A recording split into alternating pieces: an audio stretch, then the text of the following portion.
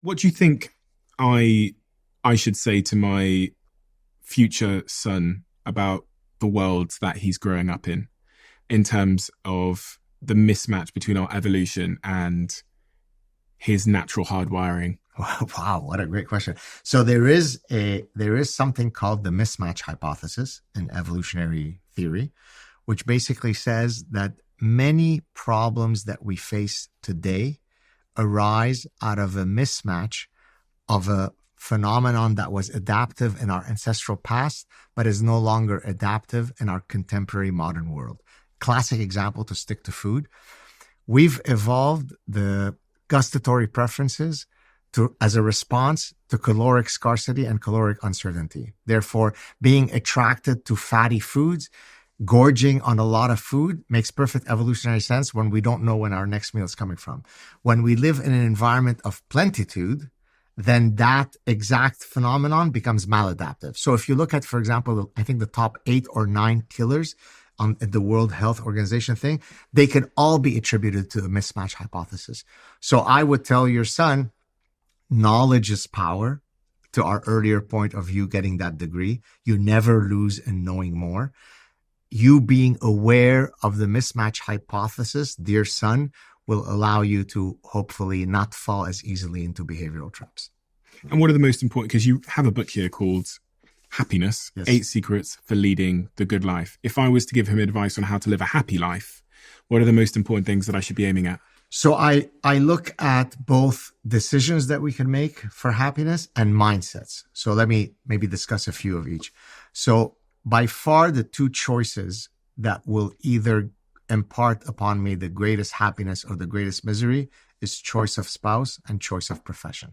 Okay. And let's break it down very simply.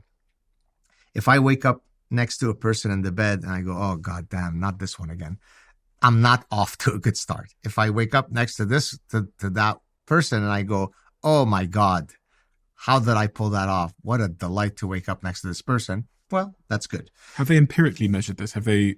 Not in the way I'm explaining the anecdote.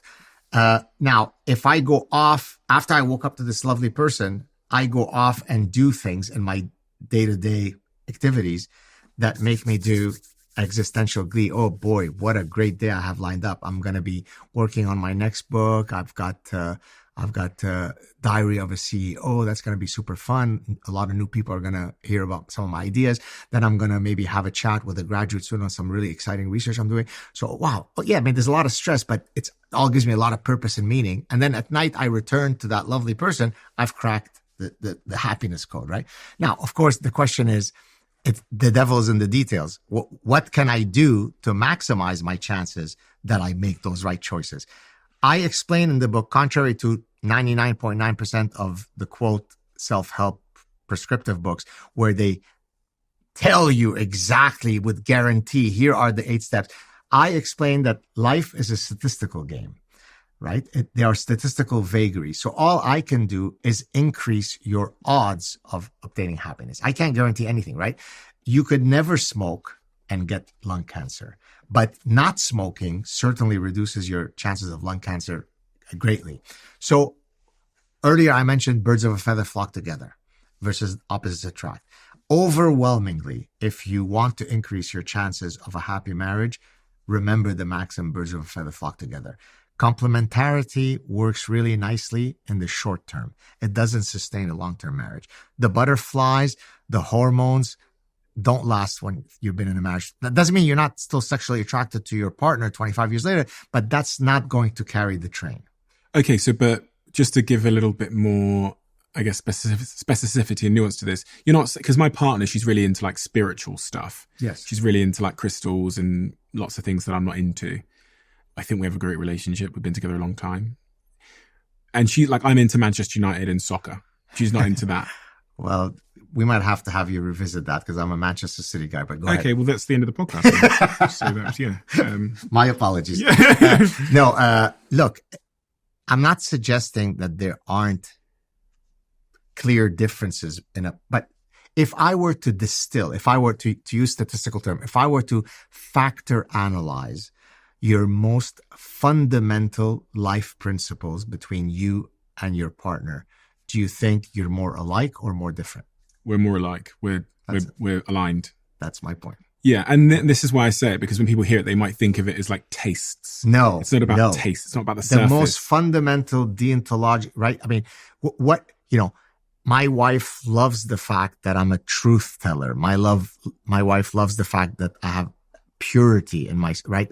She appreciates the fact that, and similar with her. Like, for example, we both have never been the type to seek to trigger jealousy in the other. Many people will say, oh, if when you trigger jealousy, that spices things up, right? My wife has never a single time done a single thing, right? But that's because she has a standard of personal conduct that's very elevated. Well, can I ask you as well in there, just, are there things about your wife that you don't have as much, but are fundamental values, but you're drawn to because she's kind of giving you them?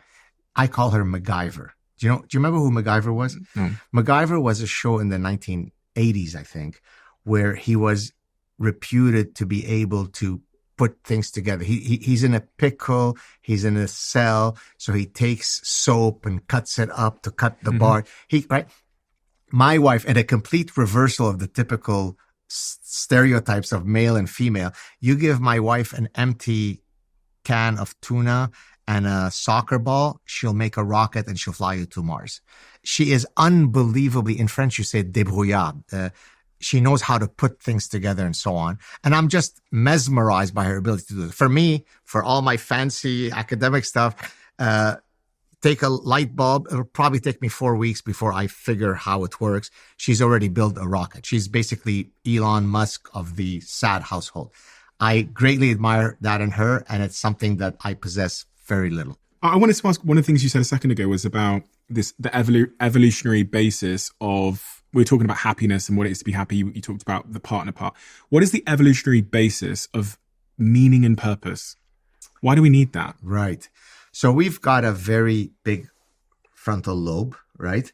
So remember earlier I was talking about exaptation versus adaptation. Mm-hmm. One argument for why we love literature so much is that our brains need nourishment via storytelling, and therefore that's an exaptation. My brain expects to be fed stuff that keeps me engaged, and therefore literature is one way by which I eat that nourishment, to use the food analogy, right? So I suspect that because we are sentient beings, right, we're not beings that are only driven by instincts of survival and reproduction, right? I mean, all animals have to solve two problems: survive and reproduce, right? That's it. That's the entire game of life. But because we have consciousness, because we have meta-knowledge, because we are sentient, there needs to be more to life than simply having sex and reproducing. And therefore, the way that you elevate that consciousness is through purpose and meaning. If you love the Diary of a CEO brand and you watch this channel, please do me a huge favor. Become part of the 15% of the viewers on this channel that have hit the subscribe button. It helps us tremendously, and the bigger the channel gets, the bigger the guests.